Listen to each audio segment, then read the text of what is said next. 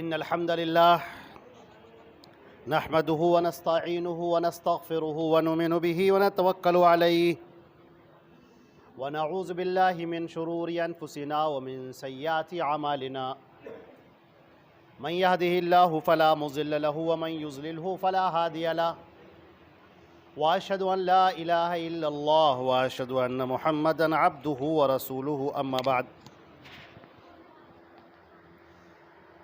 فأعوذ بالله من الشيطان الرجيم بسم الله الرحمن الرحيم وما أرسلنا من قبلك من رسول إلا نوحي إليه أنه لا إله إلا أنا فاعبدون۔ حضرات گرامی،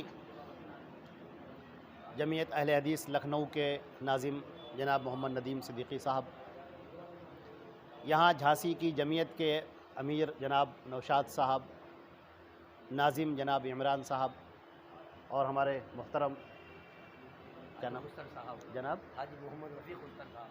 حاجی محمد رفیع خوشتر صاحب، اور تمام اہالیان جھانسی، میں آپ حضرات کو مبارکباد پیش کرتا ہوں سب سے پہلے کہ ایک آپ نے اہم پروگرام منعقد کیا ہے اور اللہ رب العزت کی توحید کے بیان کے لیے اور اپنی ذمہ داریوں کو سمجھنے کے لیے یہ آپ نے آج کا پروگرام منعقد کیا ہے۔ اللہ رب العزت آپ تمام حضرات کو جزائے خیر عطا فرمائے۔ حضرات گرامی، سب سے اہم چیز کیا ہے؟ توحید کو سمجھنا۔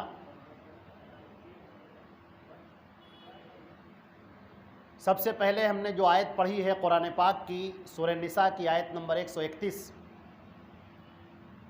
اعوذ باللہ من الشیطان الرجیم وما ارسلنا من قبلک من رسول، اے نبی ہم نے آپ سے پہلے جتنے بھی رسول بھیجے ہیں، جو بھی رسول بھیجے ہیں، الا نوحی الیہ، سب کی طرف ہم نے وحی کی، انہو لا الہ الا انا، کہ میرے علاوہ کوئی معبود نہیں ہے، کوئی الہ نہیں ہے، فاعبدون، تو میری ہی عبادت کرو۔ یہ جو آیت نازل ہوئی یہ حضرت محمد مصطفیٰ صلی اللہ علیہ وسلم پر نازل۔ تمام انبیاء کرام کا جو تذکرہ قرآن پاک میں فرمایا گیا، سارے نبیوں کو جن کا تذکرہ قرآن پاک میں کیا گیا، ان کی دعوت کے لب لباب کو بیان کیا گیا کہ سارے نبیوں کی دعوت کیا تھی۔ ما لکم من الہ غیرہ، اے تمام کے تمام لوگوں، میری قوم کے لوگوں، اللہ کے علاوہ تمہارا دوسرا کوئی الہ نہیں ہے۔ ما لکم من الہ غیرہ، تمہارا کوئی الہ نہیں ہے۔ آپ دیکھیں کہ قرآن پاک پورا کا پورا مکمل توحید کی دعوت سے بھرا ہوا ہے۔ کوئی ایک بھی ایسی سورہ نہیں ہے جس کے اندر توحید کا بیان اصلاً یا ضمناً موجود نہ ہو۔ اب سوال یہ ہے کہ یہ توحید ہے کیا؟ آئیے ہم آپ کو سب سے پہلے بیان کرتے ہیں، جب ہمارے پیارے رسول صلی اللہ علیہ وسلم دنیا میں تشریف لائے، یہ دنیا کا پہیہ ایسے ہی چل رہا تھا، لوگ ایسے ہی اٹھ رہے تھے، بیٹھ رہے تھے، کھا رہے تھے، پی رہے تھے، میلے ٹھیلے کر رہے تھے، انجوائے کر رہے تھے، زندگی گزار رہے تھے۔ ان کے درمیان رسول آ کر سب سے پہلے جو ان کو ٹوکتے ہیں، جو ان کے ذہن کے اوپر پہلی چوٹ پہنچاتے ہیں، وہ یہ ہے، یا ایھا الناس قولوا لا الہ الا اللہ تفلحوا، اے لوگو یہ کہو اللہ کے علاوہ کوئی الہ نہیں ہے، تم کامیاب ہو جاؤ گے۔ یہ الہ کا لفظ قرآن پاک میں بار بار کیوں آ رہا ہے؟ انما الہکم الہ واحد، دیکھو تمہارا الہ صرف ایک الہ ہے دوسرا کوئی الہ نہیں ہے۔ اللہ لا الہ الا هو الحی القیوم، اللہ اس کے علاوہ کوئی الہ نہیں ہے، وہ زندہ و جاوید ہے، پوری کائنات کو تھامے ہوئے۔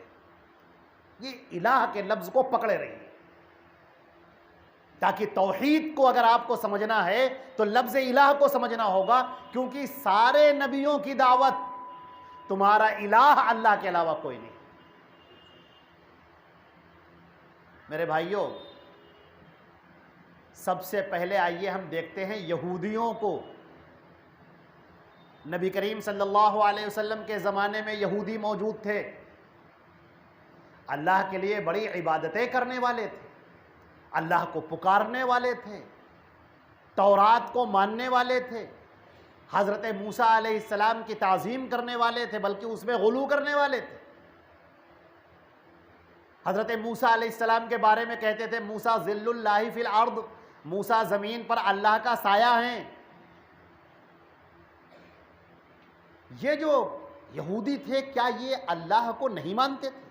اللہ کو تو مانتے تھے، اللہ کے لیے نماز بھی پڑھتے تھے، اللہ کے لیے روزہ بھی رکھتے تھے، اللہ کا ذکر بھی کرتے تھے۔ پھر عیسائیوں کو دیکھیے، عیسائی اللہ کو مانتے تھے، اللہ رب العزت کے لیے آج بھی نمازیں پڑھتے ہیں، پہلے ہی پڑھتے تھے۔ اللہ رب العزت کے لیے قربانی پیش کرنا، نذر و نیاز کرنا، اس کے نام پر صدقہ اور خیرات کرنا، اس کا نام جپنا، یہ اس وقت بھی تھا۔ مشرکین مکہ جو اپنے آپ کو حضرت ابراہیم اور اسماعیل کی اولاد کہتے تھے اور کہتے تھے ہم انہی کے دین پر ہیں، حضرت ابراہیم کے اور اسماعیل کے، اور ان کی مورتیاں بنائی تھیں اور خانہ کعبہ کے اندر رکھی تھی، وہ اپنے آپ کو دین ابراہیمی کا پیروکار کہتے تھے۔ اللہ کو ماننے والے، اللہ کا اقرار کرنے والے، اللہ سے محبت کرنے والے، اللہ کے لیے نماز پڑھنے والے۔ نماز کا ہم نے تذکرہ اس لیے کیا کیونکہ قرآن پاک میں وَمَا كَانَ صَلَاتُهُمْ عِندَ الْبَيْتِ إِلَّا مُقَامًا وَتَصْدِيًّا، ان کی نمازیں ہوتی کیا ہیں خانہ کعبہ کے پاس میں آ کر؟ سوائے یہ کہ تالی پیٹتے ہیں اور شور شرابہ کرتے ہیں۔ نماز، بہرحال وہ نماز پڑھتے تھے اللہ کے لیے، اللہ کے لیے قربانی پیش کرنا، اللہ کے لیے جانوروں کو، اونٹوں کو قربان کرنا، اللہ کے نام پر جانوروں کو چھوڑنا، اللہ کے نام کے نذر و نیاز کرنا، خانہ کعبہ کا طواف کرنا، حج کرنا، یہ سب مشرکین مکہ میں موجود تھا۔ قرآن پاک نے اس کا تذکرہ کیا ہے، ذرا سنیے۔ اللہ رب العزت نے فرمایا وَلَئِن سَأَلْتَهُم مَّنْ خَلَقَهُمْ لَيَقُولُنَّ اللَّهُ، اے نبی اگر تم ان سے سوال کرو کہ تمہیں کس نے پیدا کیا تو یہ کہیں گے اللہ نے پیدا کیا۔ سورہ عنکبوت کی آیت نمبر 61 میں وَلَئِن سَأَلْتَهُم مَّنْ خَلَقَ السَّمَاوَاتِ وَالْأَرْضِ وَسَخَّرَ الشَّمْسَ وَالْقَمَرَ لَيَقُولُنَّ اللَّهُ، اگر تم ان سے سوال کرو کہ آسمانوں کو، زمین کو کس نے پیدا کیا، یہ سورج اور چاند کو کون اپنی طاقت میں لیے ہوئے ہے، تو یقیناً یہ کہیں گے کہ اللہ نے۔ فَأَنَّىٰ تُؤْفَكُونَ، تو کہاں بھٹکے ہوئے پھر رہے ہو پھر؟ سورہ یونس کی آیت نمبر 31 دیکھیے، قُلْ مَنْ يَرْزُقُكُم مِّنَ السَّمَاءِ وَالْأَرْضِ، آپ کہہ دیجئے کہ بھائی کون ہے جو تمہیں رزق دیتا ہے آسمان اور زمین سے؟ اَمَّن يَمْلِكُ السَّمْعَ وَالْأَبْصَارَ، کون ہے جو سماعت کا اور دیکھنے کا مالک ہے؟ وَمَن يُخْرِجُ الْحَيَّ مِنَ الْمَيِّتِ، اور کون ہے جو زندہ کو مردہ کرتا ہے؟ وَيُخْرِجُ الْمَيِّتَ مِنَ الْحَيِّ، اور کون ہے جو مردے سے زندہ کر دیتا ہے؟ وَمَن يُدَبِّرُ الْأَمْرَ، اور کون ہے جو تمام امور کو دیکھ رہا ہے، سب کی تدبیر کر رہا ہے؟ فَسَيَقُولُونَ لِلَّهِ، تو یہ سب کے سب کہیں گے، فَسَيَقُولُونَ اللَّهِ، تو یہ سب کے سب کہیں گے ایک اللہ، وہی کر رہا ہے سب کچھ۔ ذرا دیکھیے، غور کیجئے ذرا۔ قُلْ أَفَلَا تَتَّقُونَ، آپ کہہ دیجئے کہ پھر کیا تم ڈرتے نہیں ہو؟ اب سوال یہ ہے کہ یہودی جب اللہ کی عبادت کر رہے ہیں، نصارہ جب اللہ کی عبادت کر رہے ہیں، مشرکین مکہ ابو جہل، ابو لہب، امیہ ابن خلف جیسے لوگ اللہ کی عبادت کر رہے ہیں، قربانی کر رہے ہیں، اللہ کا نام لے رہے ہیں، یہ زمین کا چلانے والا، دنیا کا چلانے والا اللہ ہے، ہم کو پیدا کرنے والا اللہ ہے، تو پھر دعوت کس بات کی؟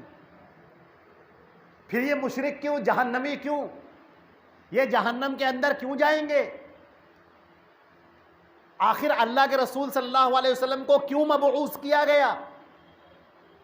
حضرت محمد مصطفیٰ صلی اللہ علیہ وسلم کو نبی بنا کر ان کے درمیان میں کیوں بھیجا گیا؟ کیا وجہ تھی؟ آپ دیکھیں، اللہ رب العزت کی ربوبیت کو ماننے والے تمام کے تمام لوگ، یہود بھی، نصارہ بھی، مشرکین بھی، سارے کے سارے لوگ اللہ رب العزت کی ربوبیت کو ماننے والے، اس کی ربوبیت کا اقرار کرنے والے، لیکن جس چیز کو وہ نہیں مانتے تھے وہ تھا اللہ کو الہ ماننا، تنہا اور اکیلا۔ ابھی ہم نے آپ سے تھوڑی دیر پہلے عرض کیا تھا کہ الہ کیا ہے؟ یہ عربی زبان کا لفظ ہے جس کے معنی آتے ہیں ما یو لہو لہو، جس کو تڑپ کر پکارا جائے، بے چین ہو کر پکارا جائے۔ جب سارے اسباب بند دکھائی پڑیں، جب سارے سہارے ٹوٹ جائیں، اس وقت ما فوق الفطرت ہستی کو پکارنا، وہ ہے الہ، جس کو بھی پکارا جائے۔ اب یہودی کرتے یہ تھے کہ ان کا کہنا تھا کہ اللہ تو بادشاہ ہے، اس میں کوئی شک نہیں، پوری کائنات کا چلانے والا ہے، لیکن اللہ نے اپنے اختیارات حضرت موسیٰ کو دے دیے ہیں، لہٰذا اب ہمیں جو مانگنا ہوگا ہم موسیٰ سے مانگیں گے۔ اب ہم موسیٰ کو راضی کریں گے، خوش کریں گے، ان سے کہیں گے، اور موسیٰ جا کر اللہ سے کہیں گے۔ دینے والا تو اللہ ہے، لیکن موسیٰ دینے والے ہیں، اگر ہم ان کو خوش کر لیں۔ اللہ کو خوش کرنا تھوڑا مشکل ہے، موسیٰ تو ان کو خوش کرنا آسان ہے۔ عیسائی، ان کا بھی یہی عقیدہ کہ گاڈ تو سپریم ہے، وہ تو سب کچھ ہے، سب سے بڑا وہی ہے، لیکن اللہ نے اختیارات نعوذ باللہ اپنے بیٹے کو، عیسیٰ مسیح کو، جیسس دی کرائسٹ کو دے رکھے ہیں۔ اب کرتے سب کچھ عیسیٰ علیہ السلام ہے، نعوذ باللہ، یہ ان کا عقیدہ ہے کہ کرتے وہی ہے سب کچھ، اللہ تو ہے، بڑا تو وہی ہے، بڑا وہی ہے۔ اب نماز پڑھتے ہیں اللہ کے لیے، اور اس کے بعد جب پریئر کا ٹائم ہوتا ہے، دعائیں مانگنے کا، تو پھر گھٹنوں کے بل جھک جاتے ہیں، کینڈل جلاتے ہیں، وہ حضرت عیسیٰ علیہ السلام کی مورتی کے سامنے ان کے لیے مانگنا ہوتا ہے، تو اب عیسیٰ علیہ السلام سے مانگا جا رہا ہے، طلب کیا جا رہا ہے تو عیسیٰ علیہ السلام سے، مصیبت میں پکارا جا رہا ہے تو فوراً کراس بنا کر عیسیٰ مسیح کو۔ اللہ تو ہے بڑا، تو ٹھیک ہے، لیکن پکارا جا رہا ہے موسیٰ علیہ السلام کو، پکارا جا رہا ہے عیسیٰ علیہ السلام کو۔ مشرکین مکہ، انہوں نے اپنے معبود بنائے ہوئے خانہ کعبہ کے اندر 360 بت رکھے ہوئے تھے، لات، عزا، ہبل، منات، یہ گاڈ نہیں ہیں، یہ اللہ نہیں ہیں، لیکن ان کو مصیبتوں میں پکارا جا رہا ہے۔ ان کے بارے میں عقیدہ بیٹھا ہوا ہے کہ ان سے ہم بیٹا بیٹی مانگیں، ان سے ہم رزق مانگیں، ہم جنگوں میں گرفتار ہو گئے ہیں تو ان سے مدد مانگیں، پریشانیوں میں گرفتار ہو گئے ہیں تو ان سے مدد مانگیں۔ اب وہ پکار رہے ہیں لات کو، عزا کو، ہبل کو، منات کو، ان کو پکار رہے ہیں، ان کو آوازیں دے رہے ہیں، ندائیں دے رہے ہیں، صدائیں دے رہے ہیں ان کو۔ اللہ رب العزت نے کہا یہی ہے الہ بنا لینا، تمہارا جو الہ جس کو تم پکارو، جس کو تم صدا دو، جس کو تم آواز دو، وہ ایک اللہ کے علاوہ دوسرا کوئی نہیں۔ اللہ خالق ہے، باقی سب مخلوق ہے۔ یا ایھا الناس انتم الفقراء الی اللہ، اے تمام کے تمام لوگوں، تم سب کے سب اللہ کے محتاج ہو۔ واللہ هو الغنی الحمید، اور اللہ سب سے بے نیاز ہے، وہ کسی کا محتاج نہیں، وہ حمید ستودہ صفات ہے۔ اب دیکھیے سورہ نحل کی آیت نمبر 20 میں اللہ رب العزت نے بیان کیا والذین، دیکھیے یہ آیت مختصر سی آیت ہے، چھوٹی سی آیت ہے، والذین جو بھی لوگ الذین جو بھی لوگ پوری دنیا کے اندر، اس پوری روئے زمین پر، یہاں پر کوئی بات نہیں ہو رہی مذہب کی، کوئی بات نہیں یہاں مذہب کی، مسلک کی، کسی کی کوئی بات نہیں ہے، ایک عمومی بات، دنیا کے تمام انسانوں، تمام جناتوں کان کھول کر سنو، والذین یدعون من دون اللہ، جو اللہ کے علاوہ کسی اور کو صدا دیتے ہیں، پکارتے ہیں، فریاد کرتے ہیں، ندا دیتے ہیں، مدد کے لیے آوازیں دیتے ہیں، لا یخلقون شیئا، وہ کچھ بھی پیدا نہیں کر سکتے، وہم یخلقون، ان کو خود پیدا کیا گیا ہے، اللہ نے ان کو پیدا کیا تو وہ پیدا ہوئے، اللہ نے ان کو وجود بخشا تو ان کا وجود ہے، اللہ نے ان کے دماغ دیا، شعور دی، عقل دی، طاقت دی، توانائی دی، تب وہ اللہ کا کام کر رہے ہیں، تب وہ محنتیں کر رہے ہیں، تب وہ نبوت کا فریضہ انجام دے رہے ہیں، یا جو بزرگ ہیں، نیک ہیں، صالحین ہیں، وہ اللہ کے حضور عبادتیں کر رہے ہیں، یہ اللہ نے انہیں طاقت دی ہے تو ایسا کر رہے ہیں، اللہ نے انہیں پیدا کیا ہے، اللہ رب العزت خالق ہے، لہٰذا ان کو مت پکارا جائے۔ اللہ نے فرمایا اموات غیر احیاء، جن کے اوپر موت طاری ہو چکی ہے، جو اس دنیا سے جا چکے ہیں، لات ہوں یا عزا ہوں یا ہبل ہوں یا منات ہوں، جن کے اوپر بھی موت طاری ہو چکی ہے، اموات، یہ سب کے سب میت ہیں، یہ سب کے سب مردہ ہیں، غیر احیاء، یہ تمہاری طرح سے زندہ نہیں ہے جیسے تم زندہ ہو، یہ تمہاری طریقے سے زندگی، ان کے اندر یہ زندگی نہیں ہے، وما یشعرون ایان یبعثون، اور ان کو تو یہ بھی پتہ نہیں ہے کہ ان کو کب اٹھایا جائے گا، کب ان کو اللہ کے سامنے کھڑا کیا جائے گا، ان کو تو یہ بھی معلوم نہیں۔ اب جس چیز سے یہاں پر منع کیا گیا وہ ہے الہ سے۔ اب دیکھیے حضرت محمد مصطفیٰ صلی اللہ علیہ وسلم جب آپ کے اوپر نبوت کا تاج رکھا جاتا ہے اور حکم ہوتا ہے یا ایھا المدثر قم فانذر، اے چادر لپیٹ کر لیٹنے والے اٹھ کھڑے ہو اور جا کر لوگوں کو ڈرانا شروع کرو، اب نبوت کا کام شروع کرو۔ اب اللہ کے رسول صلی اللہ علیہ وسلم کوہ صفا پر چڑھ جاتے ہیں اور تمام لوگوں کو آواز دیتے ہیں وا صباحا، سارے کے سارے لوگ آ جاؤ۔ اب مکے کا ایک ایک فرد آپ کی نگاہوں کے سامنے ہے، سب لوگ آ گئے، جو خود نہیں آ سکتے تھے انہوں نے اپنی جگہ پر کسی دوسرے کو بھیج دیا، اب سب اکٹھا ہیں۔ اب اللہ کے رسول سوال کر رہے ہیں ان سے، اے مکے کے لوگوں، اگر میں تم سے یہ کہوں کہ پہاڑ کے پیچھے ایک لشکر ہے جو چلا آ رہا ہے تو کیا تم میری بات مانو گے؟ لوگوں نے کہا کیوں نہیں مانیں گے، آپ تو صادق ہیں، امین ہیں، آپ وہ دیکھ رہے ہیں جو میں نہیں دیکھ رہا ہوں، جو ہم لوگ نہیں دیکھ رہے۔ اب یہاں سے نبی کریم صلی اللہ علیہ وسلم نے دعوت شروع، اب کہتے ہیں یا ایھا الناس، اے سارے لوگوں، قولو، کہو، لا الہ الا اللہ، اللہ کے علاوہ کوئی الہ نہیں ہے۔ یہ لفظ سننا تھا، الہ نہیں ہے۔ کفار مکہ سمجھ گئے، ابو جہل سمجھ گیا، ابو لہب سمجھ گیا کہ اس کا مطلب کیا ہے۔ اس کا مطلب یہ ہے کہ صرف ایک اللہ کو پکارا جائے اور اس کے علاوہ کسی کو صدا نہ دی جائے۔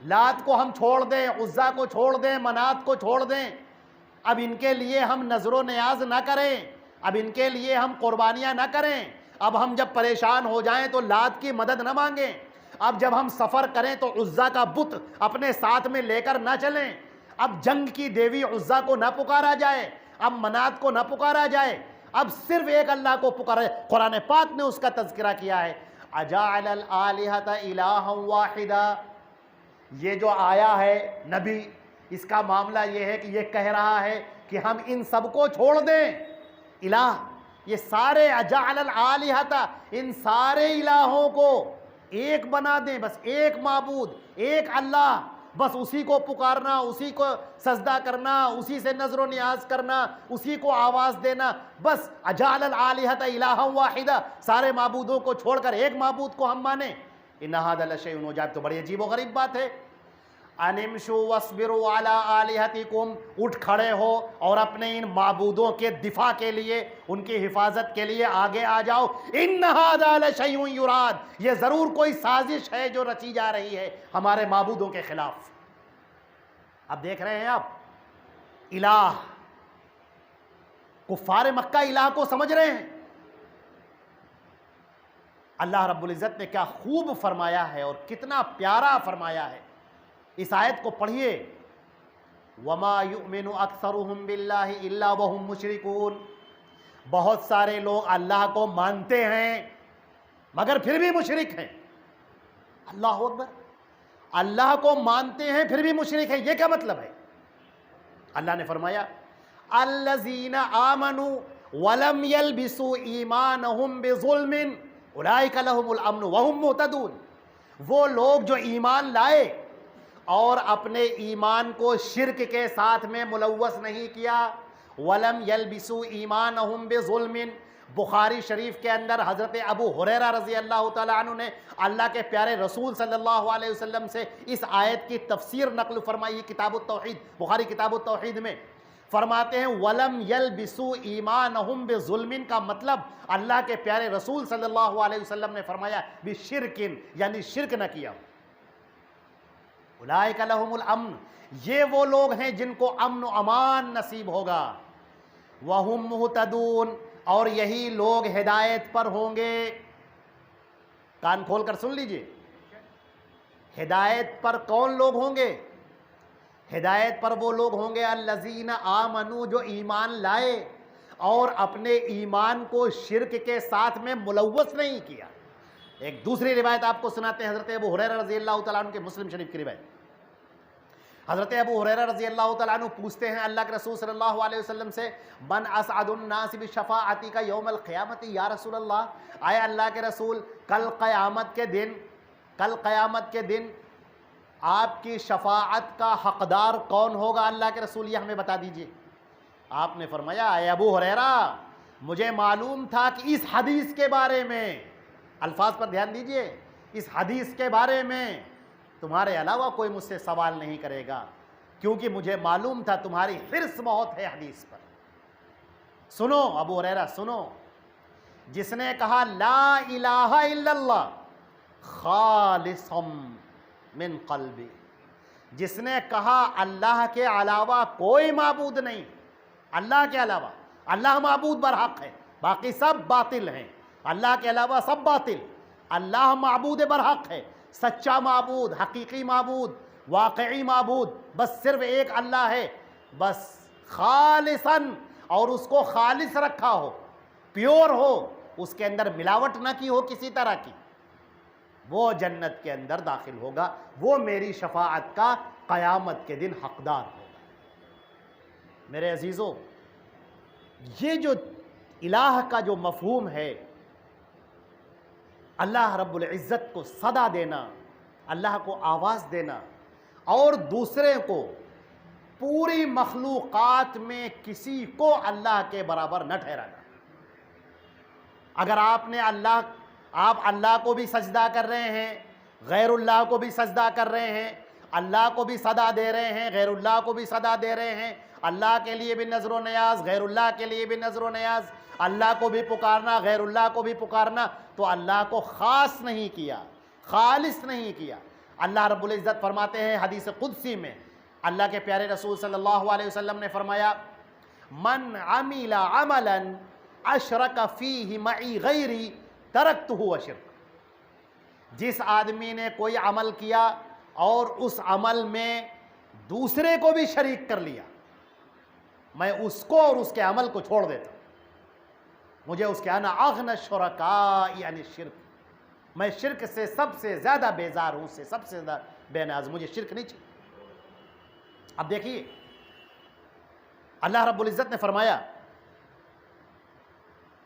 وَمَن يُشْرِكْ بِاللَّهِ، جو بھی اللہ کے ساتھ میں شرک کرے گا، اب اس کا فرمان قرآن پاک تو بات کو بالکل دو ٹوک کہتا ہے. ہم لوگ باتیں کرتے ہیں تو بڑی مصلحتیں ہوتی ہیں, ہم لوگ باتیں کرتے ہیں تو بڑے چہرے دیکھتے ہیں, لیکن اللہ رب العزت کی بات ہمیشہ دو ٹوک ہوتی ہے, بالکل صاف صاف, ادھر ادھر کی کوئی بات نہیں, تو صاف. وَمَن يُشْرِكْ بِاللَّهِ, جو بھی شرک کرے گا, یہ جو بھی کا لفظ سمجھ لیجیے آپ.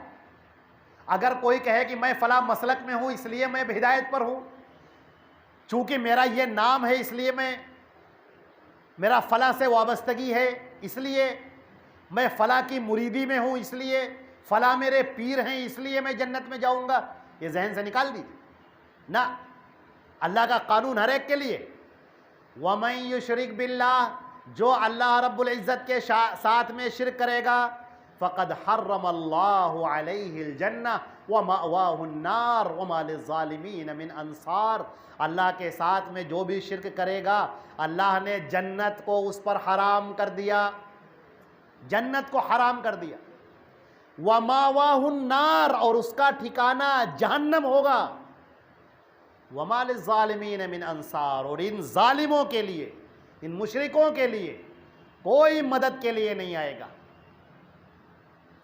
کتنی بڑی بات, اللہ رب العزت نے توحید کو اور شرک کو بالکل واضح کر دیا. اب اگر کوئی یہ عقیدہ رکھتا ہے کہ مصیبت میں اللہ کو بھی پکارا جائے اور اللہ کے غیر کو بھی آواز دی جائے, اب اپنے ذہن میں یہ رکھتا ہو کہ ہماری فلاں بزرگ, فلاں شہید, فلاں جنات یہ آئیں گے اور ہماری مدد کریں گے, اگر اس کے ذہن میں یہ عقیدہ بیٹھا ہوا ہے تو پھر وہ مشرک ہے. اس لیے کہ اب یہاں سے الہ کا مفہوم بگڑ گیا. کسی غیر کو آپ نے پکارا, وہ قرآن پاک نے اس کو الہ کہا ہے. مشرکین مکہ نے اجعل الآلہۃ الہا واحدہ, یہ ہم آواز نہ دیں, ہم لات اور عزا کو نہ پکاریں, ہم اپنے معبودوں کو چھوڑ دیں. اچھا, ان کی عبادتیں کیوں کی جاتی ہیں, اس کو بھی قرآن پاک نے بیان کیا. ہؤلاء شفعاؤنا عند اللہ, یہ ہمارے سفارشی ہیں اللہ کے پاس. عقیدہ دیکھیے, قرآن پاک بالکل پرت کھولے دے رہا ہے شرک کی. پوری دنیا جہان کے اندر جتنے مشرک ہیں سب کا عقیدہ ایک, قرآن پاک نے اس کو واضح کر دیا. ہؤلاء شفعاؤنا عند اللہ, یہ اللہ کے پاس ہمارے سفارشی ہیں. ہم نے کب کہا کہ یہ اللہ ہیں, ہم نے کب کہا؟ یہودیوں سے کہیے, وہ کہتے ہم نے کب کہا کہ موسیٰ اللہ ہیں. موسیٰ کو ہم نے اللہ نہیں کہا, قطعاً نہیں. آپ کہیے عیسیٰ علیہ السلام کے بارے میں, وہ کہیں گے ہم نے انہیں گاڈ کا بیٹا کہا ہے, گاڈ نہیں کہا ہے, وہ تینوں مل کر ایک گاڈ ہوتے ہیں. مشرکین مکہ سے کہیے, وہ کہیے کہ ہم اللہ ان کو کہاں کہتے ہیں, ہم تو ان کو سفارشی کہتے ہیں. ہم ان سے کہتے ہیں آپ اللہ سے کہہ دیجئے ہمارا یہ کام بنا دے. آپ اللہ سے یہ بات کہہ دیجئے, ہؤلاء شفعاؤنا عند اللہ, یہ اللہ کے پاس ہمارے سفارشی ہوں گے, یہ اللہ کے پاس ہماری سفارش کرتے ہیں, ہم ان سے کہتے ہیں اور یہ اللہ سے کہتے ہیں. اللہ رب العزت نے قرآن پاک میں فرمایا, ادعونی استجب لکم, مجھے پکارو میں تمہاری پکار سنوں گا. یہ بیچ میں واسطہ مت رکھو, بیچ میں درمیان میں کسی کو مت لاؤ. یہ جو شفاعہ کا عقیدہ ہے تمہارا, اس کو ختم کرو کہ یہ اللہ سے کہیں گے پھر اللہ تمہاری پکار سنے گا, ایسا نہیں ہے. امن یجیب المضطر اذا دعا, کون ہے جو پریشان حالوں کی پریشانی کو دور کرتا ہے, وہ تو ہم ہی کرتے ہیں. یہ آسمان سے پانی برسانا, زمین سے غلے اگانا, یہ سورج کا نکالنا, چاند کا نکالنا, سورج کو غروب کرنا, پھر چاند کو غروب کرنا, اور تمہیں وجود بخشنا, تمہارے اندر یہ چلنے کی طاقت, یہ بولنے کی طاقت, یہ سوچنے کی طاقت, یہ دماغوں کی نسوں میں خون کا دوڑنا, یہ تمہارے دل کے اندر ہارٹ کا دھڑکنا, تمہارے دلوں کا دھڑکنا, تمہارا بولنا, یہ سب ہے کس کا؟ یہ کون ہے جو کر رہا ہے؟ کون ہے جو تمہیں چلا رہا ہے؟ کون ہے جو تم چلتے ہو اور چلتے چلتے ایک دم سے دھڑام سے زمین پر گر پڑتے ہو اور تمہاری روح کھینچ لی جاتی ہے؟ کون ہے جو تمہاری روحوں کا مالک ہے؟ کون ہے جو تمہارے ان جسم کا مالک ہے؟ کون ہے جو تمہارے دماغ کا اور شعور کا مالک ہے؟ یہ آنکھوں کی بصارت کس نے دی؟ یہ کانوں کی سماعت کس نے دی؟ یہ دلوں کے دھڑکنے کی طاقت کس نے دی؟ یہ ایک اللہ ہے جو کرتا ہے، نبیوں کے ساتھ میں بھی، شہیدوں کے ساتھ میں بھی، اماموں کے ساتھ میں بھی، تمام انسان اور جناتوں کے ساتھ، ان سب کا مالک ایک اللہ ہے۔ یدبر الامر، وہی ہے جو معاملات کو انجام دیتا ہے۔ الحی القیوم، وہی ہے جو اس پوری کائنات کے نظام کو تھامے ہوئے ہے۔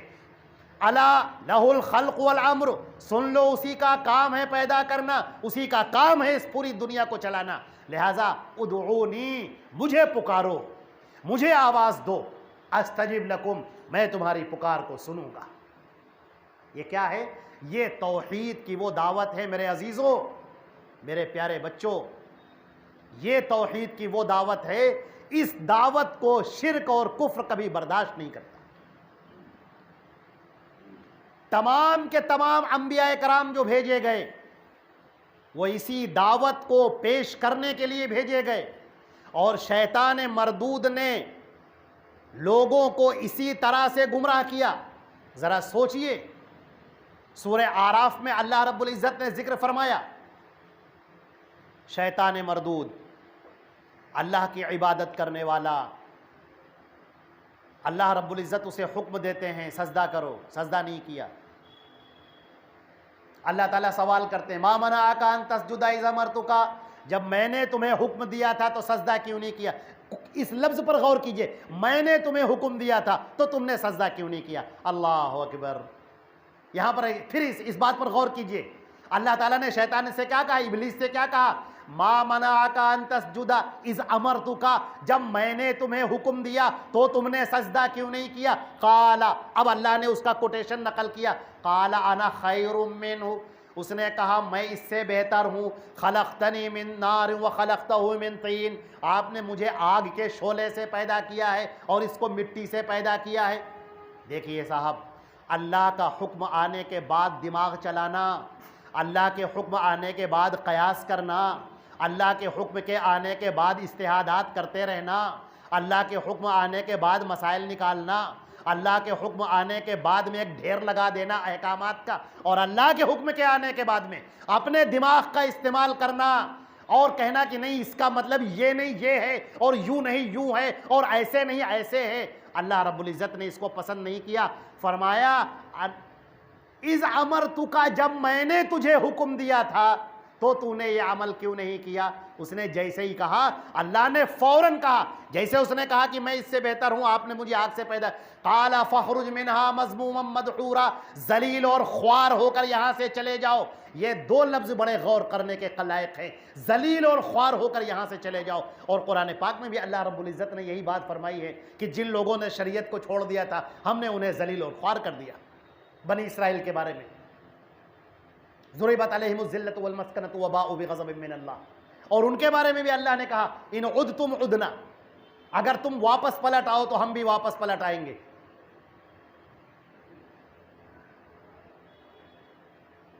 اللہ کے حکم کے آنے کے بعد